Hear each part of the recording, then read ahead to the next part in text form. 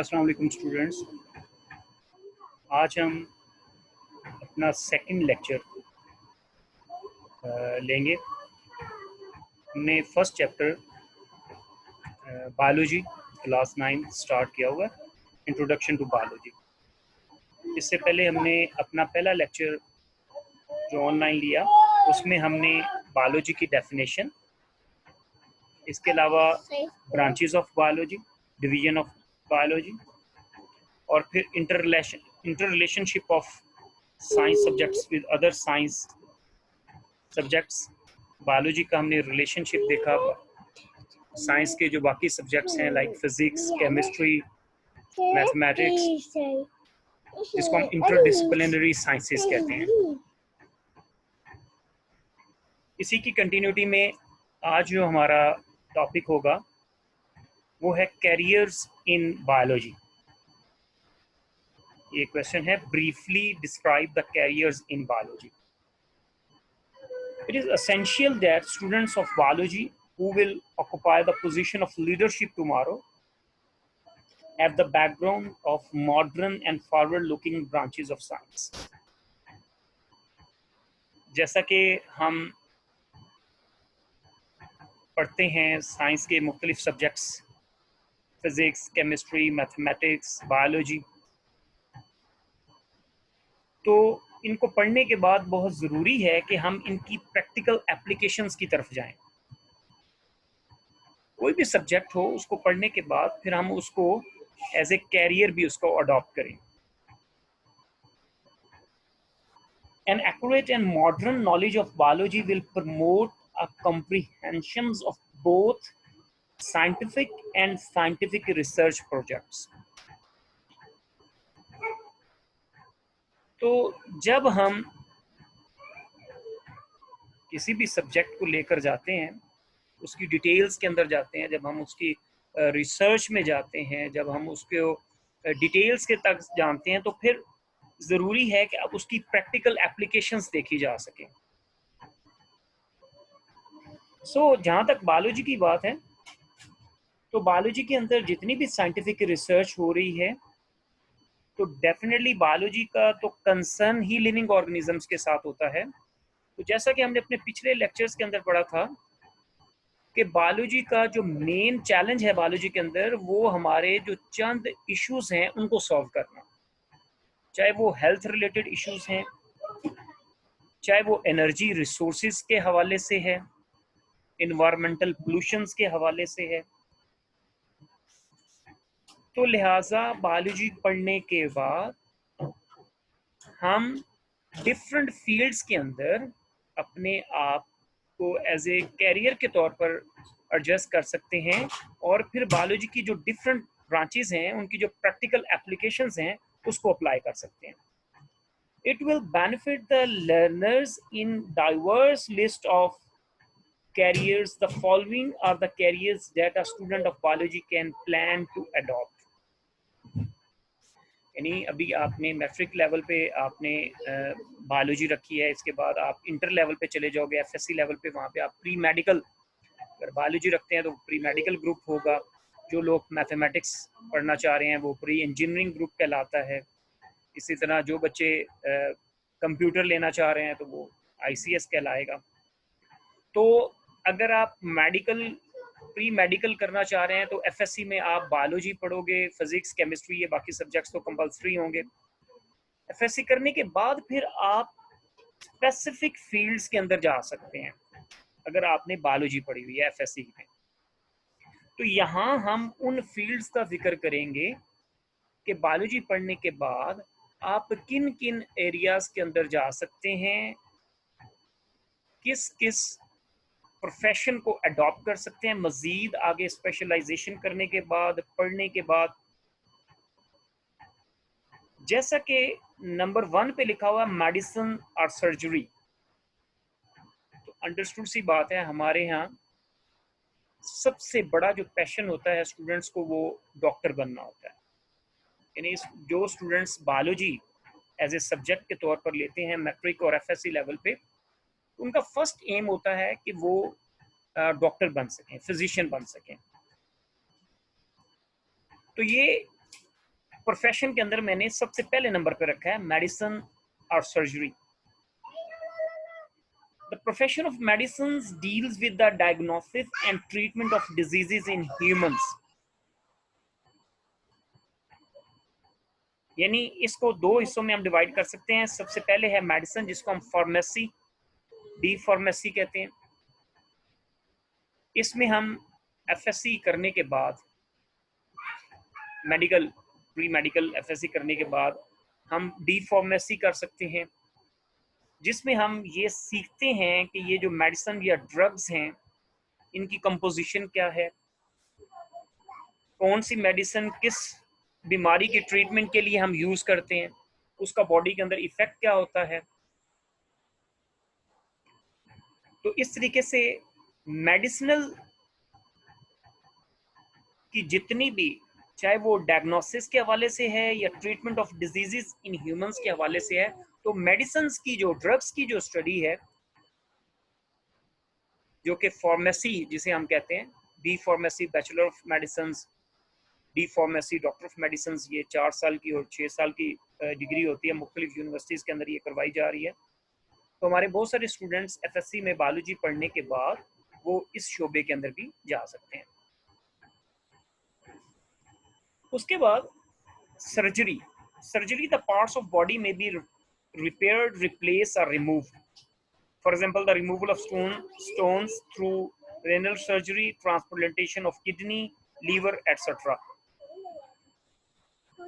आप एफएससी करने के बाद आप मेडिकल के शोबे में जाते हैं, तो उसमें आप स्पेशलाइजेशन करने के बाद आप सर्जन भी बन सकते हैं। तो जो सर्जन एक होता है, डॉक्टर सर्जन, वो हमारी बॉडी के बहुत सारे ऐसे पार्ट्स जो डैमेज हो जाते हैं, इंजर्ड हो जाते हैं, उनको वो रिपेयर कर लेता है, सर्जरी कर लेता है, उनको डैमेजिंग पार्ट को रिमूव कर लेता है। या मॉडर्न साइंस बायोलॉजी के अंदर हम ट्रांसप्लांटेशन भी कर सकते हैं, यानी हमारी बॉडी के बहुत सारे ऑर्गन्स जो काम करना छोड़ दें, तो हम किसी भी डोनर से वो ऑर्गन लेके अपनी बॉडी के अंदर ट्रांसप्लांट भी कर सकते हैं। तो ये सारा सर्जन काम करता है। Both these professions are studied in the same basic course, MBBS, after higher secondary education, and the students go for specialization. तो चाहे आपने सर्जरी की तरफ जाना है, फिजिशियन बनना है, तो उसके लिए सबसे पहले आपको जनरली एक एफएससी के बाद एक कोर्स करना पड़ता है जिसे हम एमबीबीएस कहते हैं। एमबीबीएस करने के बाद जनरल फिजिशियन जिसे हम कहते हैं, उसके बाद फिर आप आगे किसी भी स्पेसिफिक फील्ड के अंदर स्पेशलाइजेशन भी कर सकते हैं। तो बहरहाल मेडिसिन, सर्जरी, फिजिशियंस और मेडिकल फील्ड के अंदर बहुत बड़ी अपॉर्चुनिटीज हैं स्टूडेंट्स के लिए कि वो इसके अंदर जाके फिजिशियंस, डॉक्टर, सर्जन, फार्मासिस्ट, इन शोबों को में जाके वो अपने आप को मनवा सकते हैं, और जो कुछ पढ़ा होता है उन्होंने वहाँ पे प्रैक्टिकल उसकी एप्लीकेशन अप्लाई कर सकते हैं। तो कैरियर्स इन बायोलॉजी के अंदर जो सबसे टॉप कैरियर है वो ये मेडिसिन और सर्जरी। मैक्सिमम स्टूडेंट्स की ख्वाहिश ये होती है कि वो फ्यूचर में बायोलॉजी को पढ़ने के बाद एज ए कैरियर वो इन प्रोफेशंस को अडॉप्ट कर सकें। इसके बाद आप देख सकते हैं fisheries. Fisheries that deal with the study of fish production and enhancing the quality and quantity of fish production. Fisheries अब ये भी बाकायदा एक पूरा शोबा बन चुका है, पूरी एक इंडस्ट्री बन चुकी है। फिश, इसको हम एज ए फूड सोर्स के तौर पर यूज करते हैं। प्रोटीन्स का एक बहुत बड़ा रिच सोर्स है। जिस तरह हमारे पोल्ट्री फॉर्म्स हैं, ये इस तरह फिश फॉर्म्स अब बाकायदा तौर पे डेवलप किए जा रहे हैं। तो फिशरीज में हम बेसिकली फिश की प्रोडक्शन को स्टडी करते हैं और किस तरीके से उसकी क्वालिटी और क्वांटिटी को इन्हांस किया जा सकता है, इसके बारे में हम पढ़ते हैं। यानी फिशरीज के अंदर हम ऐसी ब्रीड्स इंट्रोड्यूस करते हैं जो जल्दी से वो खाने के काबिल हो जाएं, उनकी प्रोडक्शन रेट ज़्यादा हो। तो professionals of fisheries are employed in fisheries department of Pakistan. तो गवर्नमेंट लेवल पे भी फिशरीज डिपार्टमेंट मौजूद हैं हर प्रोविंस के अंदर। तो फिशरीज पढ़ने के बाद आप इन डिपार्टमेंट्स को भी ज्वाइन कर सकते हैं। So this profession can adopted after the bachelor or master level study of zoology and fisheries. तो आप ग्रेजुएशन या मास्टर्स लेवल पे पढ़ने के बाद चाहे आप जोलॉजी के अंदर कर लें या फिशरीज के अंदर स्पेशलाइजेशन करके आप इन प्रोफेशंस को अडॉप्ट कर सकते हैं। तो फिशरीज के अंदर भी आप अपने आप को एज ए कैरियर के तौर पर लेके जा सकते हैं। इसका भी अब बहुत काफ़ी ब्राइट फ्यूचर है।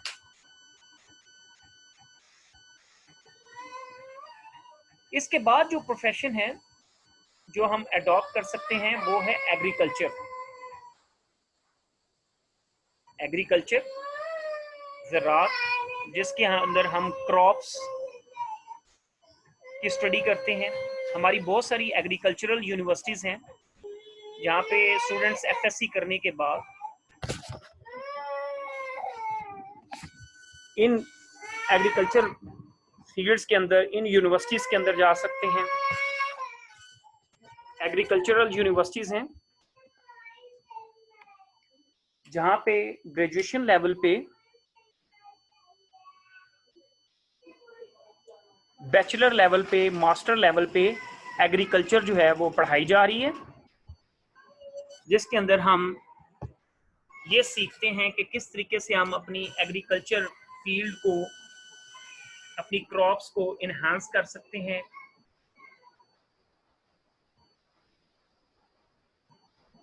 इट डील्स, एग्रीकल्चर के अंदर हम it deals with the study of food crops and animals which are the source of food. Basically agriculture क्या है, इसके अंदर हम क्रॉप्स जैसे wheat, corn, maize, rice, cotton, सारी सीरियल क्रॉप्स हैं, इनके बारे में हम स्टडी करते हैं, जो कि हमारे फूड का बहुत इंपॉर्टेंट सोर्स है। एनिमल्स की जो farm, life stock farm houses हैं वो भी इसी एग्रीकल्चर के अंदर आ सकते हैं, आ जाते हैं।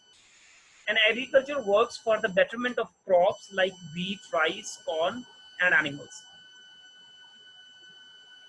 तो जो एग्रीकल्चरलिस्ट है वो ये जो क्रॉप्स हैं, वो गंदम, चावल, कपास, मकई, इन पे वो काम करते हैं, इन पे रिसर्च करते हैं, इनकी नए सीड्स इंट्रोड्यूस करते हैं ताकि उनसे ज़्यादा से ज़्यादा यील्ड हासिल की जा सके। इसी तरह एनिमल्स के नए ब्रीड्स बनाए जाते हैं ताकि उनसे ज़्यादा दूध, मक्खन और गोश्त और ये चीज़ें, वूल्स, ये चीज़ें हासिल की जा सकें। So this professional course can be adopted after the higher secondary education in biology.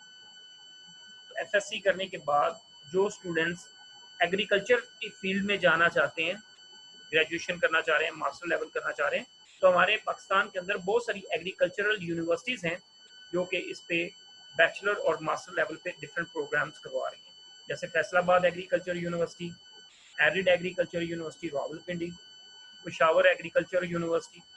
इस तरीके से इस्लामाबाद के अंदर एक national agriculture research centre NARC के नाम से इदारा है, जहाँ पे रिसर्च और तहकीक हो रही है कि किस तरीके से हम अपनी क्रॉप्स के अंदर मजीद बेहतर वैरायटीज़ जो हैं वो प्रोड्यूस कर सकते हैं।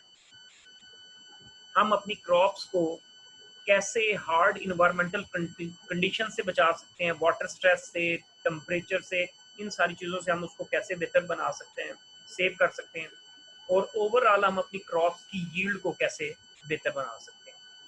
तो ये भी एक बहुत बड़ा इसके अंदर स्कोप है इस फील्ड के अंदर, एग्रीकल्चर के अंदर। तो बहुत सारे स्टूडेंट्स एफएससी बायोलॉजी करने के बाद, प्री मेडिकल करने के बाद, वो एग्रीकल्चर के अंदर जाके अपने आप को उसमें एज ए कैरियर के तौर पर अडॉप्ट कर सकते हैं। फिर इसी के अंदर ही है animal husbandry, that is the branch of agriculture concerned with the care and breeding of domestic animals like livestock like cattle, sheep, etc. जैसे हम पीछे पढ़ रहे थे तो एग्रीकल्चर के अंदर ही एनिमल्स का ये जो लाइव स्टॉक है ये भी इसी के अंदर ही आ जाता है। तो इसके अंदर हम हमारे जो डोमेस्टिक एनिमल्स हैं, गाय, भैंस, बकरी और शीप, ये सारे जिनसे हम दूध और गोश्त और वूल और ये सारी चीज़ें हासिल करते हैं। तो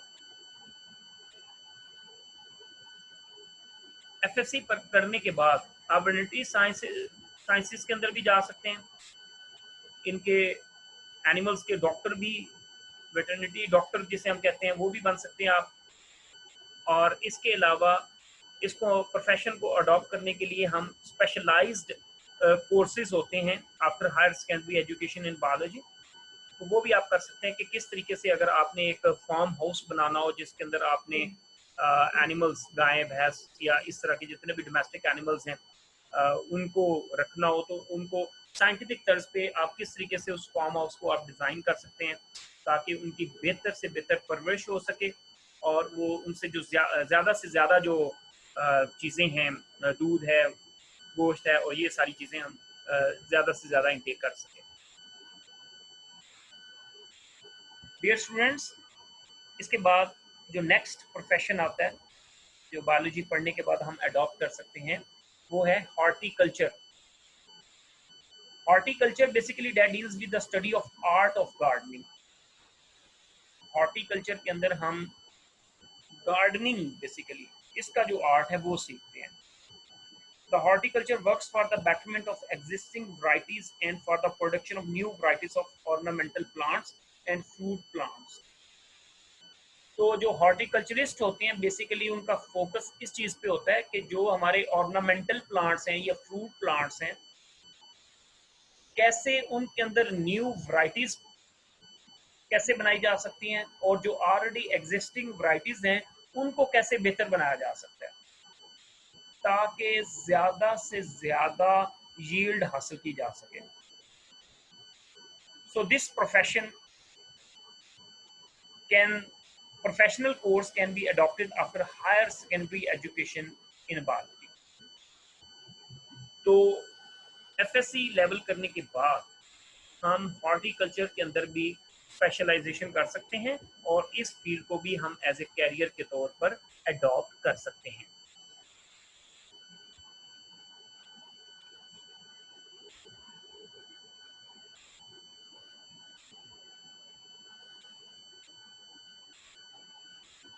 इसके बाद जो नेक्स्ट फील्ड है वो है farming.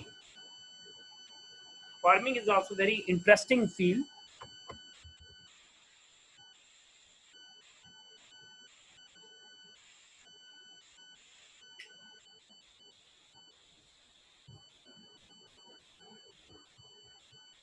Farming it deals with the development and maintenance of different types of farms। यानी फार्मिंग के अंदर हम क्या सीखते हैं बेसिकली कि मुख्तलिफ किस्म के जो फार्म्स हैं, फार्म जिसके अंदर हम एनिमल्स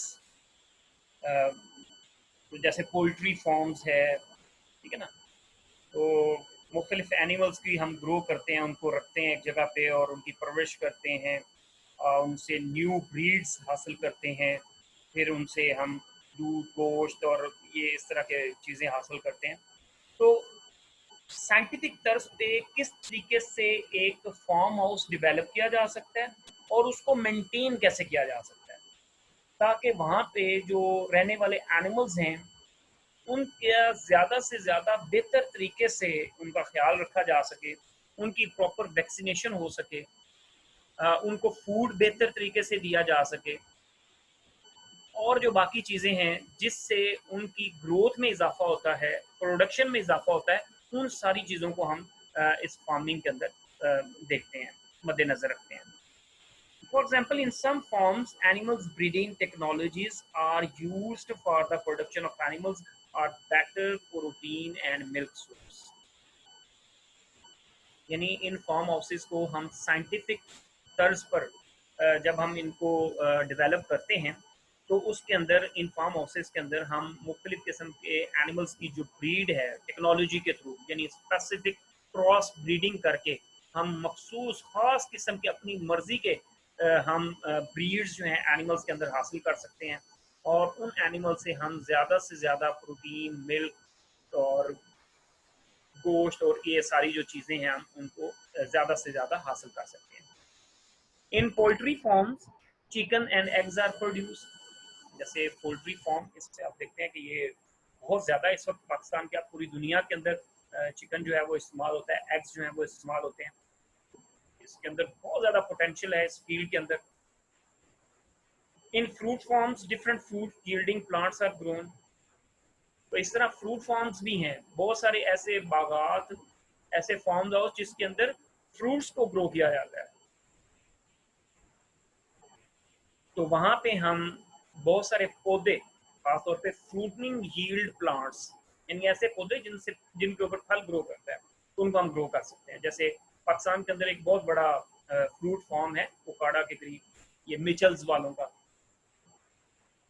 तो वहाँ पे बहुत ज़्यादा फ्रूट यील्डिंग प्लांट्स जो हैं, यानी फ्रूट प्लांट्स जो हैं वो ग्रो किए जाते हैं। जैसे एप्पल है, मैंगो है, या इस तरह के और बहुत सारे फ्रूट प्लांट्स हैं, वहाँ पे ग्रो किए जाते हैं और उनसे ज़्यादा से ज़्यादा यील्ड हासिल की जाती है। और भी पाकिस्तान के अंदर बहुत सारी जगहों पे इस तरह के फ्रूट फार्म्स मौजूद हैं। सो ये जो फार्मिंग का प्रोफेशन है, इसको भी हम अडॉप्ट कर सकते हैं एज ए, इसके अंदर हम एग्रीकल्चर, एनिमल हस्बेंड्री और फिशरीज, ये जो कोर्सेज हैं, इनको पढ़ने के बाद हम फार्मिंग को भी एज ए कैरियर के तौर पर अडॉप्ट कर सकते हैं।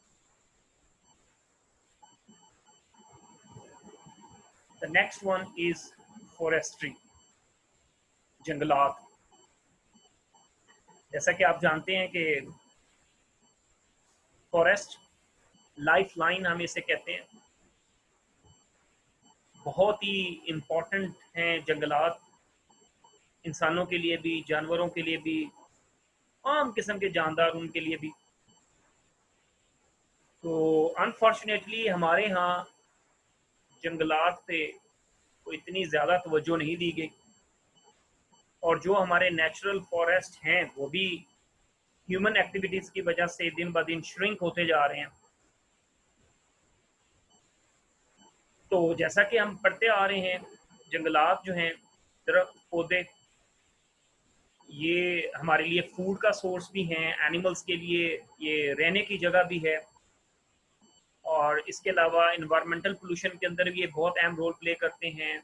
ऑक्सीजन ये रिलीज करते हैं, कार्बन डाइऑक्साइड को भी ये एब्जॉर्ब कर लेते हैं, जिससे हवा हमारी साफ रहती है। और भी इस तरह हमारी बहुत सारी ऐसी प्रोडक्ट्स हैं, मेडिसिनल प्रोडक्ट्स हैं। इसके अलावा और बहुत सारी ऐसी चीज़ें हैं जो कि हम इन जंगलात, इन दरख्तों और पौधों से हासिल करते हैं। तो forestry is very very important. Forestry deals with the study of natural forest and advice to government for planting and growing artificial forest. तो ये जो महकमा जंगलात है गवर्नमेंट लेवल पे, ये जो हमारे एग्जिस्टिंग नेचुरल फॉरेस्ट हैं उनको किस तरीके से प्रोटेक्ट करना है, और उसी तर्ज पे नए आर्टिफिशियल यानी मैन मेड, यानी हम कैसे पौधे दरख्त लगा के नए जंगल कैसे आबाद कर सकते हैं, तो ये सारी चीज़ें इसमें सिखाई जाती हैं। So this professional course can be adopted after the higher secondary education in biology or after bachelor level study of zoology and botany. ये गवर्नमेंट लेवल पे भी ये महकमा जंगलात, डिपार्टमेंट ऑफ फॉरेस्ट्री मौजूद है, तो उसमें भी जॉब्स मिलती हैं, तो उसमें भी हम जा सकते हैं। एनीवेज, हम ग्रेजुएशन लेवल पे अगर हम बॉटनी जोलॉजी पढ़ने के बाद, तो हम इस फॉरेस्ट्री को भी अडॉप्ट कर सकते हैं एज ए कैरियर के तौर पर।